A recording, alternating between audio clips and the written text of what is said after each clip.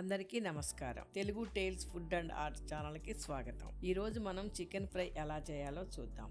ఈ ఫ్రై అన్నం చపాతీలోకే కాకుండా సాంబారు రసంలోకి నంజుకోవటానికి చాలా బాగుంటుంది. ఇప్పుడు ఈ ఫ్రైని ఎలా చేయాలో చూద్దాం.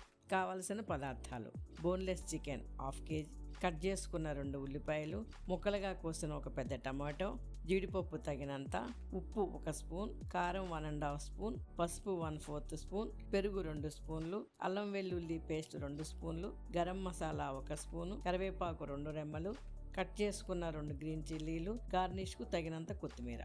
ఉప్పు వేసి కడిగిన చికెన్ని ఒక బౌల్లోకి తీసుకొని ఉప్పు, కారం, పసుపు, పెరుగు వేసి బాగా కలిపి మినిమం 1 గంట మ్యారినేట్ చేసుకోవాలి. కుదిరితే ఓవర్ నైట్ ఫ్రిడ్జ్లో పెట్టుకుంటే చికెన్ చాలా సాఫ్ట్గా కుక్ అవుతుంది. నేను ఈ చికెన్ని 1 గంట సేపు మ్యారినేట్ చేశానండి. ఇప్పుడు ఈ చికెన్ని కుక్కర్లో లో ఫ్లేమ్ మీద 2 విజిల్స్ వచ్చే వరకు ఉడికించుకుందాం.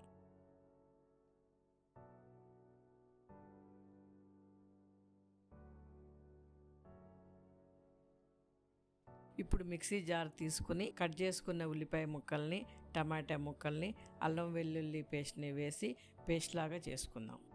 ఇప్పుడు పొయ్యి మీద గిన్నె పెట్టుకుని స్టవ్ వెలిగించుకుని 75 ml ఆయిల్ వేసి దానిలో కరివేపాకు, పచ్చిమిరపకాయ ముక్కలు వేసి కొంచెం వేయించుకోవాలి. ఇప్పుడు ఇందులోకి గ్రైండ్ చేసుకున్న మిశ్రమాన్ని వేసి కలుపుకోవాలి.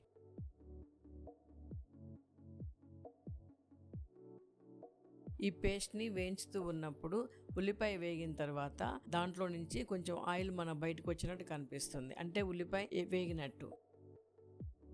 ఇప్పుడు కుక్కర్లో ఉడికించిన చికెన్ నుండి వచ్చిన నీళ్లను వేగే ఉల్లిపాయ పేస్ట్లో పోసి కలిపి ఉడకనివ్వాలి.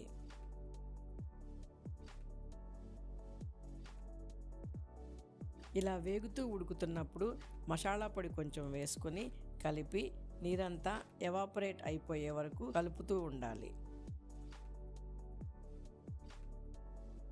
ఈ ఉల్లి టమాటా పేస్ట్ బాగా వేగితే ఇలా నూనె పైకి తేలుతుంది. ఇప్పుడు ఉడికించుకున్న చికెన్ ముక్కలను వేసి ముక్కలను ఈ పేస్ట్ పట్టేటట్టు కలుపుకుంటూ వేయించుకోవాలి.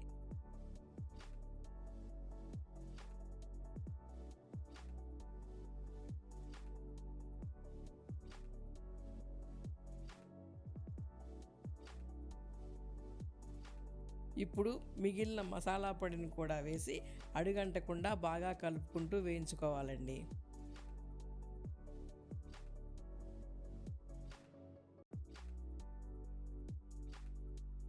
చూస్తున్నారు కదండి, ఈ కింద కనిపించినట్టు చికెన్ మధ్య నుండి ఇలా ఆయిల్ బయటికి వస్తే చికెన్ వేగినట్లే. ఇప్పుడు తరిగిన కొత్తిమీరను వేసుకుని బాగా కలుపుకొని పొయ్యి ఆపుకోవాలి.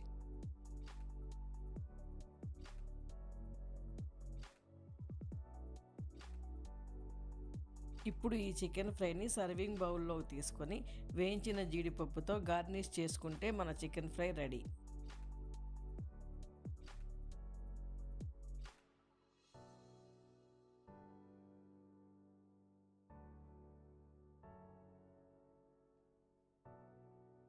ఈ వీడియో మీకు నచ్చినట్లయితే లైక్ చేయండి, మీ ఫ్రెండ్స్ అండ్ ఫ్యామిలీతో షేర్ చేయండి. ఇలాంటి మరిన్ని వంటల కోసం మా ఛానల్ను సబ్స్క్రైబ్ చేయండి.